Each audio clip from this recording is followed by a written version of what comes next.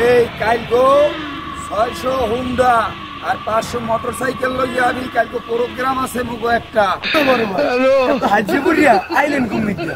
ওরে বেডা মুগো একটা দলীয় মিটিং এ গেছিলাম। ওরা কেন গেছিলেন? আপনি কোন দল করেন? মুই বিপিপি পার্টির লোক। সবই ঠিক আছে, তবে বাংলাদেশে এত পার্টির নাম শুনছি, এই বিপিপি পার্টির নাম তো কোনো সময় শুনিনি। এই বিপিপি এই পার্টিটার নাম কি একটু বুঝাইয়ে কম দি, তত কিছু তো আর বুঝি না।